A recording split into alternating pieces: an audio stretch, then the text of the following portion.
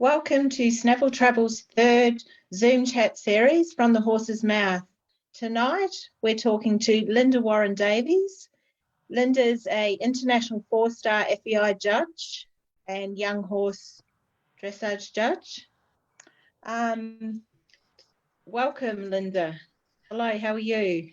I'm well, thank you, Tanya. And good. Thanks for inviting me. It's a real pleasure to be here with you all the way from New Zealand.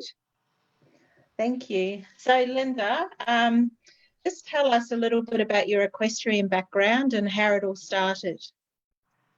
Well, I suppose, in some ways it's not really special. It's probably like, everybody just, always loved horses and ponies. And I remember my, mother telling me from when I was 2 years old, I always just had this love of horses and always wanted to pet them. And we lived in a very rural, we never lived on a farm, but we lived in a very rural area in the North Island and just loved them.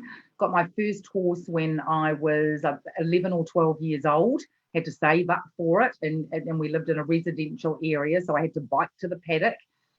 And then, just really enjoyed that horse and joined Pony Club and did all those sorts of things. So, Pony Club eventing, Pony Club show jumping, all that sort of thing, a bit of dressage. And then, got another horse and then became joined the, once you leave Pony Club over here, a bit like your clubs, have adult riding clubs. Yeah. Mm-hmm. So joined that and then really started to get a bit of a taste, not so much for the jumping, but for the dressage. I was just absolutely fascinated by it. And then, used to read as much as I could about dressage and training.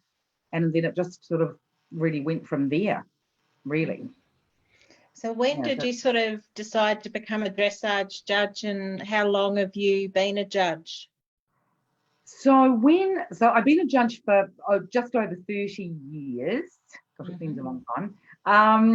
30, 35 years, and had always enjoyed assessing myself and assessing other people. I think it must obviously be in my nature. And just always enjoyed assessing, my own performances, and that's when video cameras came in, and my mother used to video me and would always watch how we were going. And I was always critiquing myself, and it just sort of went. And then I had a family in my early 20s, started, I had 3 children in sort of quite quick succession. I wasn't doing a lot of riding. And then that's when I thought, well, I'd done a lot of volunteering, doing writing and all that sort of thing for our local dressage group here in Canterbury. And then I thought, I think I'd like to have a go at this judging. So started judging and just absolutely loved it. So then sort of, mixed competing with judging, and of course the more I learned about riding, I was able to apply that in my judging. So it was really good. And then it got to a point about 10 years ago when 2 horses that I had both were pretty well near retirement, and I was, then starting to look, for another horse. And of course, by now, you've got people that are starting to import them, from overseas. You've got, some fabulous young riders. Mm-hmm. And I was just sort of thinking about how much money I wanted to invest, again into, another horse. And my mother said, and as only your mother can do, be really honest. And she said, to be honest, at this stage, I think I was probably in about my very early 40s. She said, I think you actually got a much more of a future as a judge, than as a rider. So, as I said, as only your mother can say. And I thought a lot about that. And then I thought, actually, by now I was pretty well judging Grand Prix. Mm-hmm. And I thought, I think I'm going to make a start at trying to become, an international judge. Which just, as even the Australians will know, it's certainly not easy, from New Zealand. And at that point, when I was judging, and when I was riding, I was judging at about pre-St. George level national. I went to a masterclass with a good girlfriend. We went up to Palmerston North. It was for Isabel Worth, was over here in New Zealand, and I think she was great. Well, yeah, and we noticed on it, I think it was a notice board at Chelsea Park, which is an indoor equestrian centre in the North Island, about this Grand Prix schoolmaster for sale. And I, wanted to be the best I could be with my judging, even at that stage. And I thought, gosh, I really need to know more. At this stage, I was only writing about your about medium, advanced medium, and I thought I'm going to have a ride on this horse because I'd love to, really experience and understand more about the Grand Prix movements. So we went and we stayed up another day in Palmerston North, and we, contacted the owner, and she brought him to Chelsea Park, and so I, had a sit on him, and he was an extremely well-schooled horse. He had represented New Zealand. He had gone to Australia, and he was a New Zealand thoroughbred. He'd never raced. He'd always done dressage. And I don't even think I could make him walk. I think we only passaged and piaffed everywhere. I just, he was so sort of highly tuned. Anyway, so I bought him and bought, got him trucked home. And I just had a wonderful time with him and just learned so much on him about, Grand Prix and, competed him and just had a great time. And that just really, I suppose, added to my judging, really. So what led you to become an international judge? I suppose then I was just, I loved watching, I had just become really, well, not quite obsessed, but just loved the whole theory, the knowledge, the whole protocol all around judging. And, and the higher you're going, looking at these really fantastic horses and combinations and their performances, it's a real challenge. You've got to be really, really focused. And I mean, it's obviously, a real passion. And I thought, I'd really like to, to become an international judge and see if, I can sort of, can rise to, meet that challenge. Yeah. For those that have just tuned in, I'm talking to Linda Warren-Davey. She's an international 4-star FEI judge, dressage judge. If you've got any questions, just leave them in the comments below and we'll answer it at the end. So you recently upgraded to 4-star FEI judging. Explain sort of the training involved in becoming an international judge, because it's not easy, like you said, from New Zealand and Australia. No, it's not, Tanya, no. And so you've got to be a national Grand Prix judge for at least a couple of years, and you've got to have judged a certain amount of horses, at Grand Prix level. And so once I had done that criteria, then you need to be shadow judging and sitting in with high quality, 5-star international judges. So to do that and get as much experience as I could, I started traveling over to Australia, and the Australian international judges have just are so supportive. We are all like, we call them our dressage sisters, and then on to Europe. So I went as much as I could 2 and 3 times a year to Europe, doing clinics, sitting on the side watching. And then when you actually start your prerequisites to become an international judge, you've got to do a certain amount of shadow judging, and your scores of, obviously have to match, the actual judges that are judging live. And then you've also got to, you've got to do sit-ins. So you sit in with the judge while they're judging live. And in between the horses, they ask you questions, ask you for marks. It's, quite hair-raising. It's very stressful, but it's good. You've really got to be put on the spot to see if you can cope, with those stressful and, situations and making decisions, split decisions. A lot of training, a lot of watching videos, a lot of watching training, doing a lot of theoretical knowledge. So once you've got to pass those, I think it's 2 or 3 shadow judges, 2 or 3 sit-ins with different judges at different events. So you're investing a lot of funds doing this because you're paying for it all yourself. Yeah. Then you go to Europe and you sit the exam, and that's over about 3 days. And that's judging, that's again on the side. Often you have people writing for you where English isn't their first language, so that can be interesting. Oh, that'd be a bit tricky. And a lot of quite a few European will find my accent, quite hard to understand, and I probably speak a little quick at times. So they think some people have thought I'm Australian and I'm English and American. So that's been interesting. Nobody's even picked up that I'm a Kiwi. And so it's about 3 days shadow judging, closed book exams, talking on the microphone, assessing judging, and all the while you're being judged by your peers. And I have a passion for the young horses, because I just love that whole methodology of judging and assessing the young horse. And so I did some more training for that. And then I went and sat my young horse exam a couple of years ago in Moscow in Russia. Oh, wow. So what countries have you judged at? Well, I've been really fortunate. When I became a 3-star, I received, several invitations, because of course you're meeting people while you're doing these summits and sitting these exams from all over the world. So of course Australia, of course, and I've been to Singapore, Holland, Germany. I've been into Belarus. Oh, well. Yeah, Yep. which was absolutely fantastic. Just and you really are, they host you very well, and they look after you very well. You're made to feel very comfortable and very at home. So yeah, it's been Japan. Okay. Yeah, fantastic.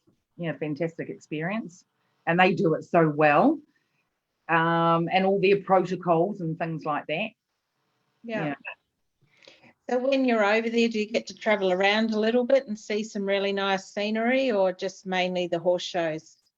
No, you do get to travel around. They are just wonderful hosts, and you normally, you try and get there a couple of days in advance so you can get into that time zone. And I've been very lucky, because I've seen and experienced here some wonderful things.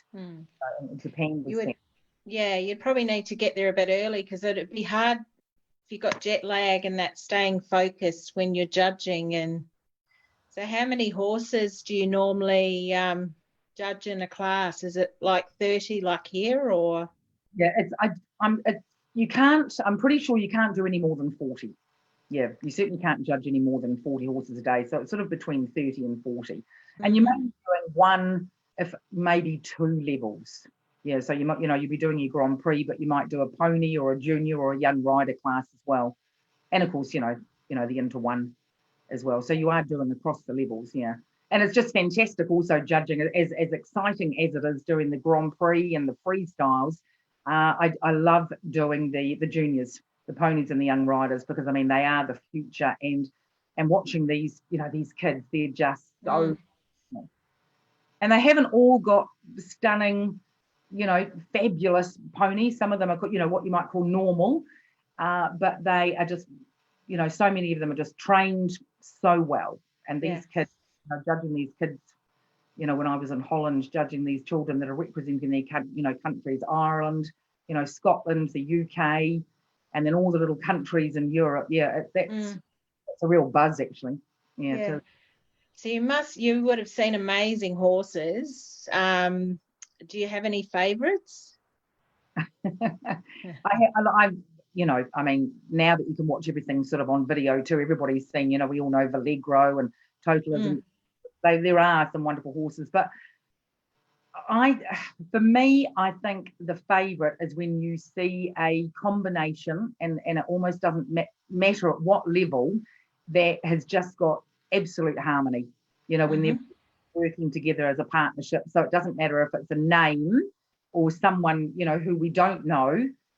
And when they really are working as a partnership with real harmony, the training's beautiful, the horses just through and soft and supple and over the back. That's my favourite for the day. That's what makes you want to come back and just do it all over again the next day. Yeah, I know, that's great. Yeah. So you're also you were on the New Zealand Performance Development Board of Dressage New Zealand. Tell us about that position. Yes, I've just stepped down from that position. I was asked to go on the Dressage New Zealand board a couple of years ago and fill that portfolio, which is performance and development, and I really enjoyed doing that for the last couple of years, mainly because I have such an interest in high performance and in riders' performance, no matter at what level or what age group. And even though I haven't ridden at a high performance level, I haven't competed for my country or, competed internationally, I've been really lucky by traveling overseas to have, I judge high performance combinations.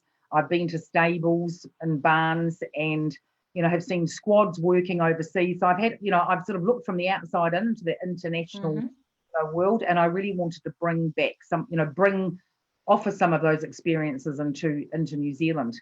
And sort of just to be able, had a little bit of work, more around processes with the New Zealand squads, and just so we can offer, more opportunities, to develop, more of our riders, I suppose. So I have really, really enjoyed that.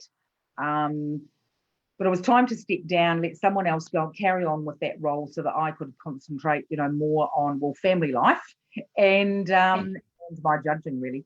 Yeah. Mm-hmm. So it'd probably be the same as the EA, Equestrian Australia, with their high performance squads and things like that. Yeah. Exactly. Yeah. So obviously you're a real estate agent and an auctioneer. How do you manage to, with your full-time job and family, and how do you manage to juggle it all? And do you have any spare time? Spare time. Well, at the moment I do. Yes, I've actually focused a bit more on work, much to my husband's pleasure. But before that, it's pretty busy. That's the one great thing about being a real estate, and I have just gone into auctioneering in the last 18 months, auctioning. Mm-hmm. And it's flexible. You've got long hours, but it's also, you can work sort of to a point your own hours. It's quite flexible. So, I've even sold a couple of properties while I've been away. You take your computer with you, and so that's been great. And you just have to make it work. I think it's that whole thing of, you've got to make it happen. Yeah, and I've got a very understanding family. They've just been so supportive the whole way through. Yeah, great. Yeah, I've been really lucky. Husband, children, they've been very supportive. Yeah. For those just tuning in, I'm Snaffle Travel. I'm talking to Linda Warren-Davey. Linda's a FEI International Dressage and Young Horse Judge. If you've got any questions, just leave them in the comments and I'll look at them at the end. Thank you. So do you have any favourite overseas competitions that you like to judge at or attend? I suppose, a favourite has to be Aachen, and if if anyone's watching this, if they haven't been to Aachen, you have to put it on your wish. Have you been to Aachen, haven't you, Tanya? Yeah, no, I've taken about 4 tours. We normally go every year. Yeah. So that is, just and people had always said to me, you must go to Aachen. It's it is sort of the mecca, of horse shows, and I sort of thought, oh yeah, well I've been to some pretty big horse shows in Europe, but it's just amazing because it's a purpose-built, isn't it? Equestrian. Yeah, everything's together. I spoke to Sonia Johnson last week. She said the same thing. She's an event rider. The thing is, I think what people don't realise, when you go to the Olympics, there's no shops. It's just the events and that's it.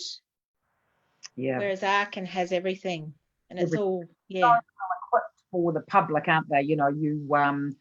Because they're used to big crowds and all that sort of thing. So there isn't, huge amounts of queuing for, the food, or, there's several bars. There's all sorts of different public bar, the champagne bar, the riders bar.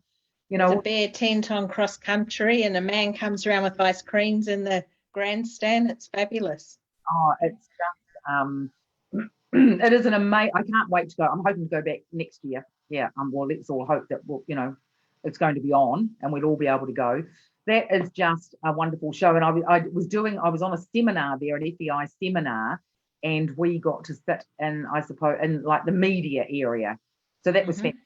Sort of a bit closer to the, to the horses, and you can see them coming out, and you see the riders. And that's the other thing, isn't it? Because the warm-up area, you can watch that. Yeah. Riders with their trainers. It's just the most, everybody's got their dogs with them. It's the best show. Yeah. Saying so, though, my actually, and a lot of the internet, not just the German, a lot of the international shows, it's just like a big party. You're indoors. You're in these huge stadiums, which there could be a rock concert there the week before, and now we've got this big international horse show. And at night they'll have driving. I think I was telling you earlier. Oh, was that Stuttgart? That was Stuttgart. Yeah. What was that like? Was amazing. The crowd's just having this huge party, and Boyd Excel, he was there with a team of 4, and they're sort of doing, I suppose, like a mini course, with the driving, a mini obstacle. It's the obstacle course, isn't it? Yes. Yeah, that was amazing. And then so you've got all sort of like rock music and strobe lighting everywhere, and then the dressage starts. it's yeah, they really celebrate horses over there. All different types of horses, breeds, disciplines. Yeah, they really are just such a big part of their lives. Yeah, no, it's great. Yeah. So last time I saw you, we're at the New Zealand Horse of the Year, and that was just before COVID hit. Have you judged since COVID?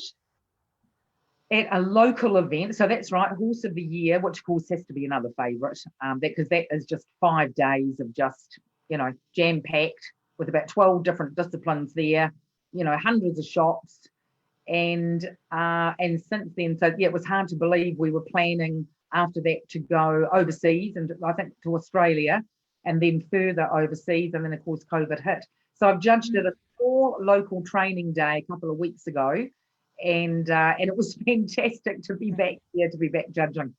Yeah. Really. Yeah. So when we can travel again, have you got any travel plans or judging commitments, or it's sort of all up in the air at the moment? It's mainly up in the air. I know Australia have been trying to plan some international events, and I had the Queensland CDI, the Brisbane CDI, end of September. And there's a few FEI judges coming here from New Zealand, but with everything that's sort of happening, and our heart goes out to Australia, it really, really does. Looking at those numbers, I just don't think that's going to happen. Yeah, I had about 3 events booked in Australia, because another absolute favourite of mine, of course, is the Sydney CDI. That's just a fabulous show. Yeah. Tony just does a fabulous job. That is so international, that show. And then we should have been going into Europe again, and then back into Eastern Europe and doing some judging, but just don't know when now. So no, time in the garden. Is your borders closed, or can you leave, or? We can leave, but to come back, we've got this 2-week quarantine. Anyone in New Zealand has got this 2-week quarantine. And we're not allowed to leave. No. Unless you've got really, really good reasons. And even anyone on a dual passport's not allowed to leave. Either. Yeah. It's going to be, it really is going to be some time, isn't it, before we can, we can. I really hope that New Zealand and Australia, we can get our borders opened up again. I'm just having a look at the questions. I've just got one here. Does training involve book work as well as experience as a rider?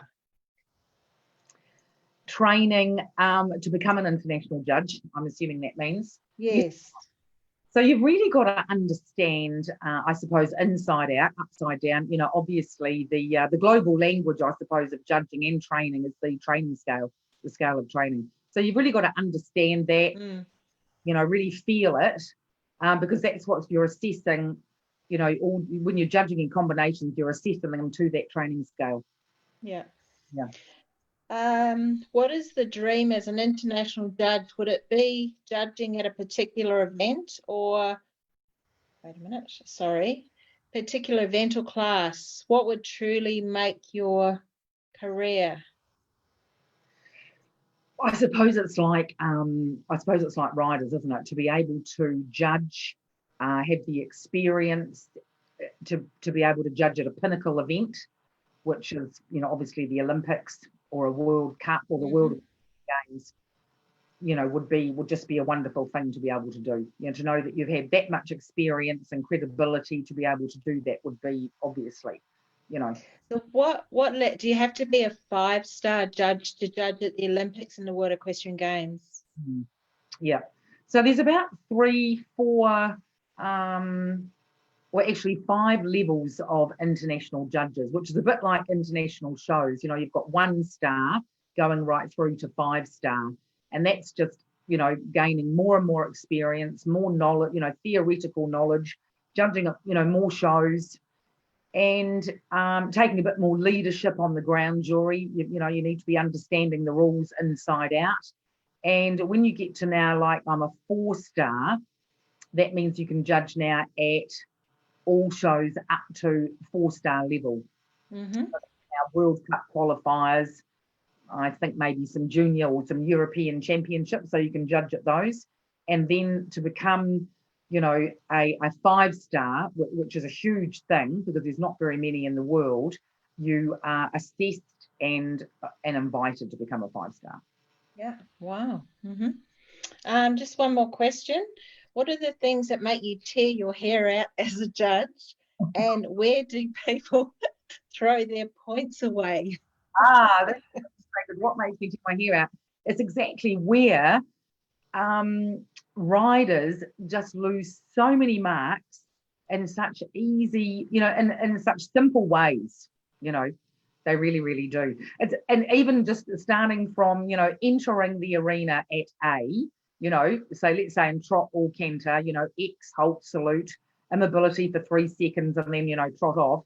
And even that you think it's a very simple movement.